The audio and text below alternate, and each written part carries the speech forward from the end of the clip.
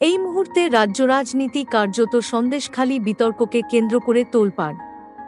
শাসক দলের নেতাদের অত্যাচারে অতিষ্ঠ হয়ে রুখে দাঁড়িয়েছে গ্রামের পর গ্রাম।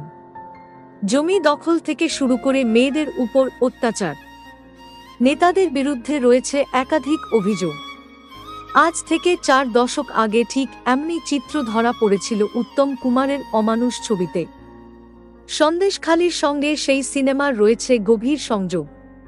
কিভাবে জানেন? 1974 সালে মুক্তি পায় উত্তম কুমার, উৎপল দত্ত, শর্মিলা ঠাকুর অভিনীত ছবি অমানুষ। ছবিটির জনপ্রিয়তার কথা আজ আর নতুন করে বাঙালিকে বলতে হয় না।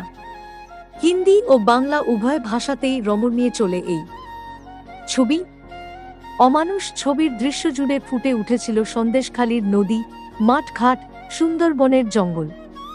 ছবির মধ্যে যে প্রাকৃতিক দৃশ্য দেখানো হয়েছিল তা আদতে ছিল এই সন্দেশখালীরই গ্রাম। পরিচালক শক্তি সামন্ত সন্দেশখালীর 2 নম্বর ব্লকের ভাঙ্গা তুষখালী গ্রামটিকেই অমানুষ ছবির শুটিং স্পট হিসেবে নির্বাচন করেন।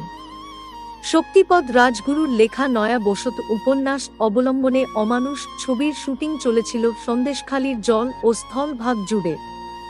কিছুদিন আগে পর্যন্ত সিনেমাতে উত্তম কুমারের ব্যবহার করা লঞ্চটি অক্ষত অবস্থায় ছিল।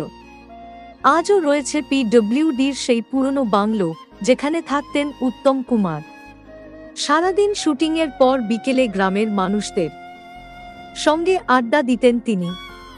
গ্রামবাসীদের মনে আজও অক্ষত সে সব স্মৃতি।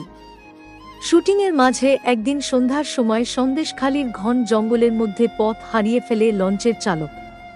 লঞ্চে তখন উত্তম কুমার, শর্মিলা ঠাকুর, উৎপল দত্ত সহ অন্যান্যরা ছিলেন। ঠিক ওই সময় এক আলো লক্ষ্য করে সেই পথে ছুটে চলে লঞ্চ। কাছে গিয়ে দেখা যায় সেটা আসলে একটা ছোট্ট দোকান। উত্তম কুমার এসেছেন জেনে সেদিন নদীর পাড়ে শত মানুষ এসেছিলেন হ্যারিকেন উঁচিয়ে এক নজর তাদের মহানায়ককে দেখবেন বলে। অমানুষ ছবির গল্প কিন্তু কোনো কোনো ক্ষেত্রে আজকের সন্দেশখালীর চিত্রের সঙ্গে মিলে যায়।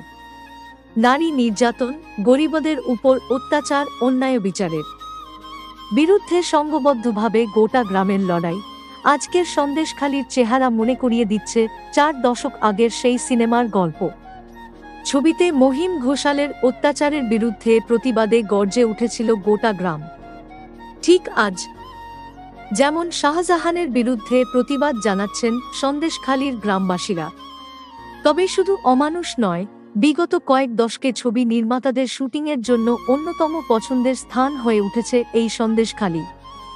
এখানে মুনমুন সেন, সন্তু মুখোপাধ্যায়দের নিয়ে বান্ধবী সিনেমার শুটিং হয়েছে। দেবের চাঁদের পাহাড় সিনেমার শুটিংও হয়েছে এখানেই। এহেন সন্দেশখালীতে গত প্রায় 1.5 দশক ধরে যা কিছু ঘটে চলেছে বলে গ্রামবাসীদের অভিযোগ। তাও বা সিনেমার থেকে কম কি?